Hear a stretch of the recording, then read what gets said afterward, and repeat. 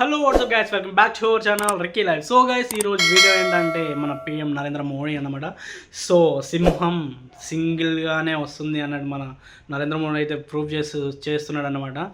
So ఎలా అయితే మన ఇంటెన్షన్స్కి, మన సిద్ధాంతాలకి, మన క్యారెక్టర్కి మనతో ఉండే ఫ్రెండ్స్ ఎంత సపోర్ట్ చేస్తారో, చివరికి చైనా కూడా మనతో స్నేహపూర్వకంగా మసులుకోవడానికి ముందుకు వచ్చిందనమాట.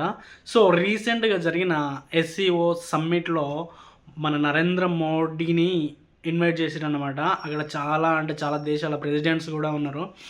రష్యా ప్రెసిడెంట్ పుతిన్ కూడా ఉన్నాడు అనమాట. సో ఇది చూసిన పెద్దన్న అనే అమెరికన్ ప్రెసిడెంట్ డొనాల్డ్ ట్రంప్ చాలా అంటే చాలా ఘోరంగా రియాక్ట్ అవుతున్నాడు అనమాట. సో అది ఎట్లా అంటే విషయం కక్కుతున్నట్టు. సో తను ఆంక్షల మీద ఆంక్షలు అయితే విధిస్తున్నాడు అనమాట. సో ఇండియా నుండి ట్రాన్స్పోర్ట్ అయ్యే వాటిపైన సుంకాలు విధిస్తున్నాడు అనమాట. సో 25%, 50%, 50%, 100%, 100%, 200% చేసిన అనమాట. సో తను ఎన్ని సిచ్యువేషన్ బట్టి తను మాట్లాడుతున్న సిచ్యువేషన్ బట్టి తను రియాక్ట్ అవుతున్న నరేంద్ర మోడీ గారు అయితే అస్సలే దాన్ని అయితే పట్టించుకోవట్లేదు.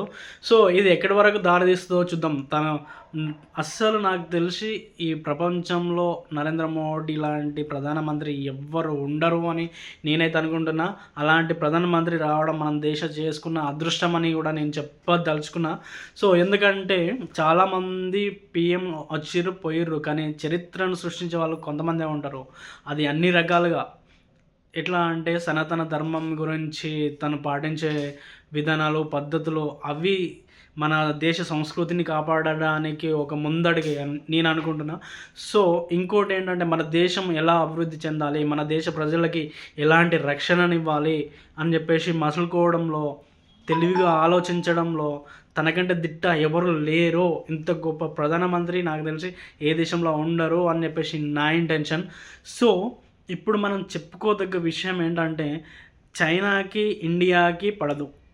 చైనా పాకిస్తాన్కి ఇండైరెక్ట్గా కానీ డైరెక్ట్గా కానీ సపోర్ట్ చేసిన రోజులు చాలా ఉన్నాయి. సో పాకిస్తాన్కి ఇండియాకి అస్సలే పడదు. సో అలాంటి శత్రు దేశమైనా కూడా మన ప్రధానమంత్రి వెళ్ళి అక్కడ సేకరణ ఇచ్చి అక్కడితో మాట్లాడడం ఇవన్నీ జరిగిందనమాట. సో పాకిస్తాన్ కూడా మనకి శత్రు దేశమైన సో రీసెంట్గా ఒక వీడియో అయితే మనం చూసినామన్నమాట.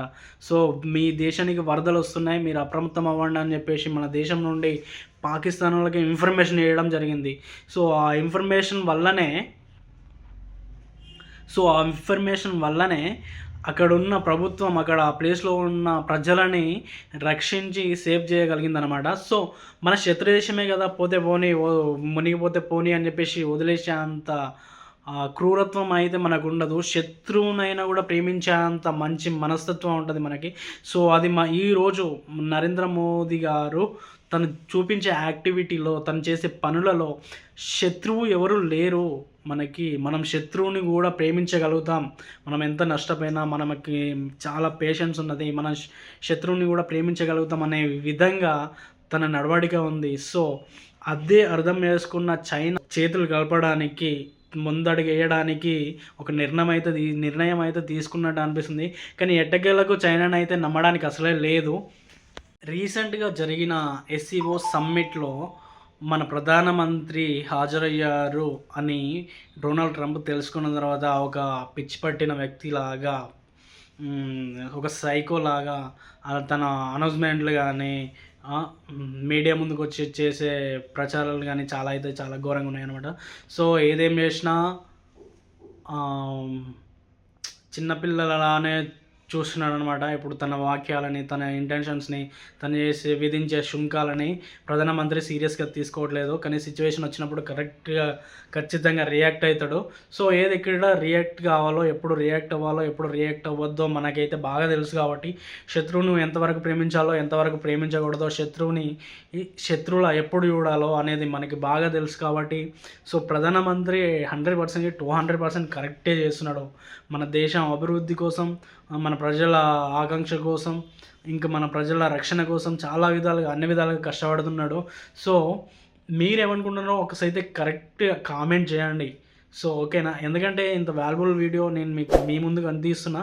సో ఈ విషయం తెలుసుకున్న తర్వాత మీరు కరెక్టా కాదా అనేది ఒకసారి అయితే కామెంట్ చేయండి.